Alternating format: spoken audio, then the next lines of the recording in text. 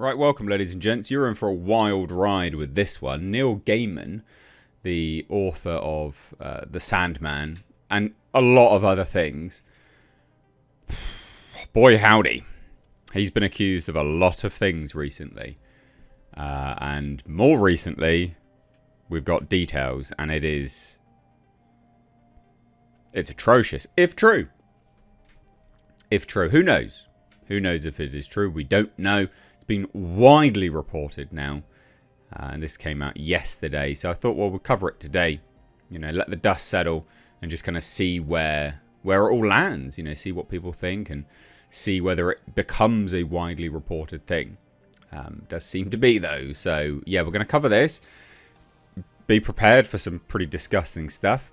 Do hit subscribe if you're new here, or you are a returning viewer and you're not yet subscribed. I can see a lot of you guys on my analytics. So it'd be really good if you could just hit that subscribe button. You keep coming back, so why not? Anyway, that being said, again, you've been warned. This is some pretty brutal and disgusting stuff. Neil Gaiman allegations.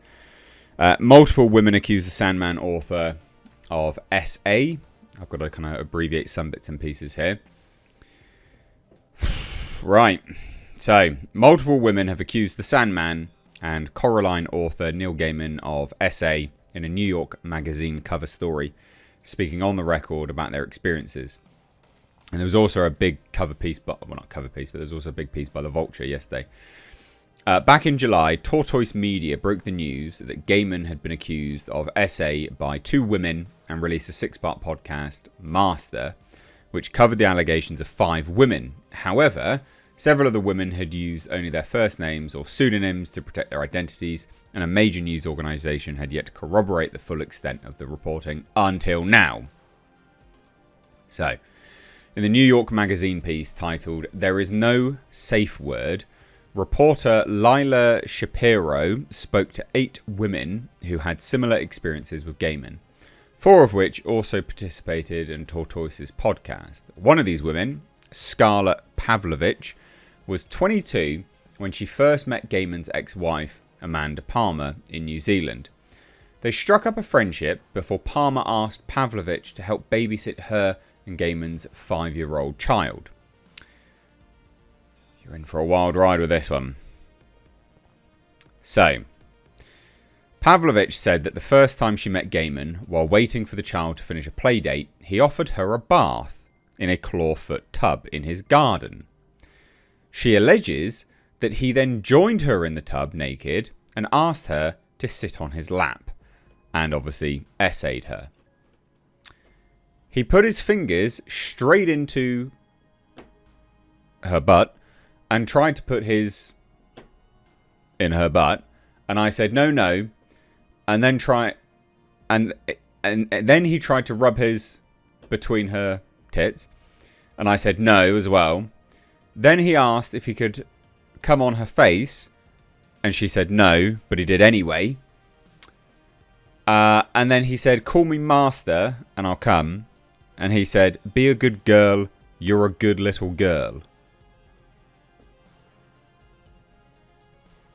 Pavlovich claims this continued for the remainder of the time that she babysat for the family, including an instance where he allegedly attempted to have anal with her using butter as a lubricant.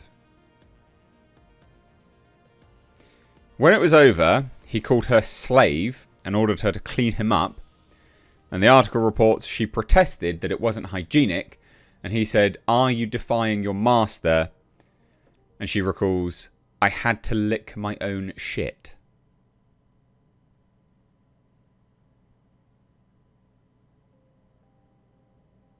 Fuck. Just brutal.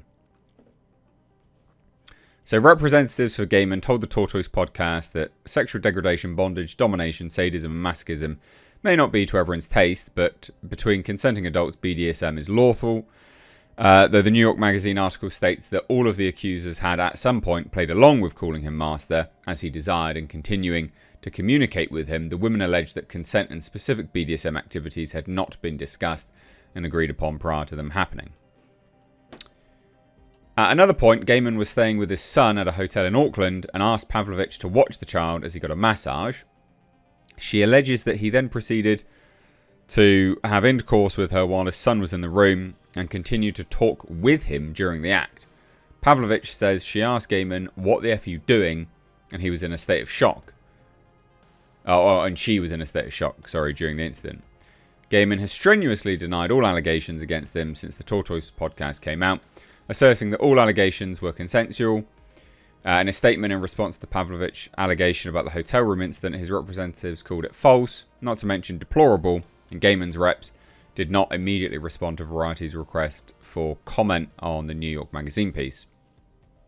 However, Pavlovich remained in contact with Gaiman after that point, even reassuring him at one point that their interactions had been consensual.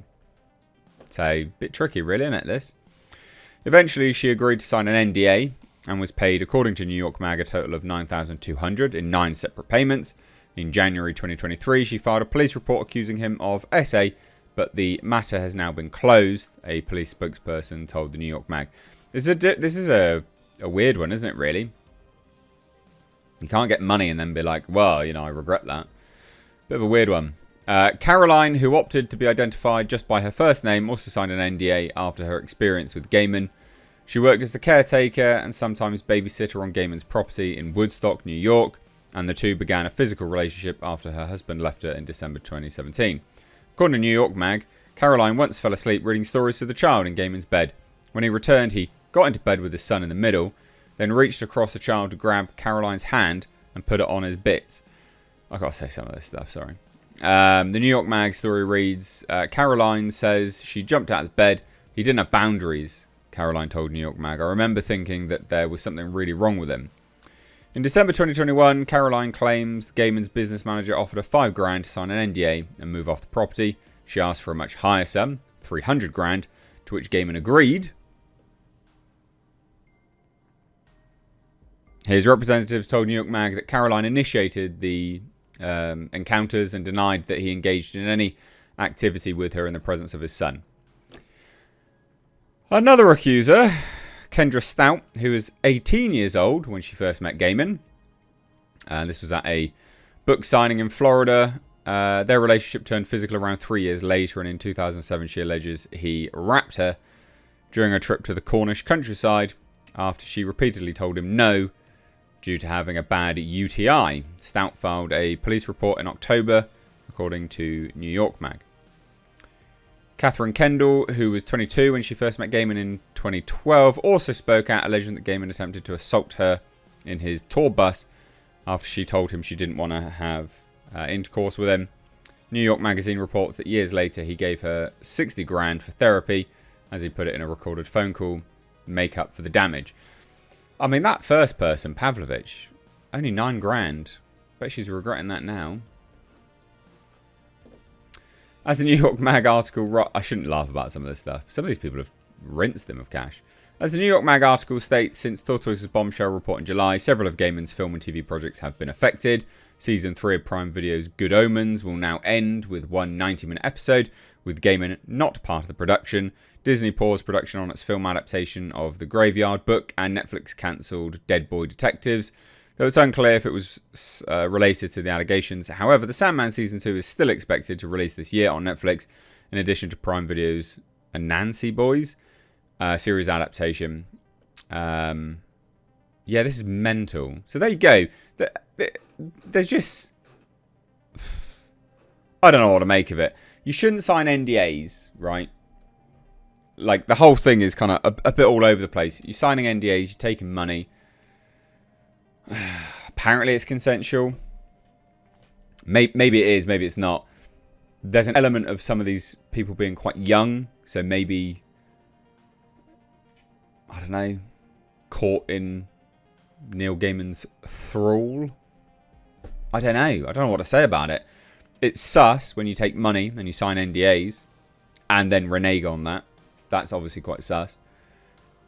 There does seem to be a pattern of behaviour, but whether that was consensual at the time or not, tricky, really.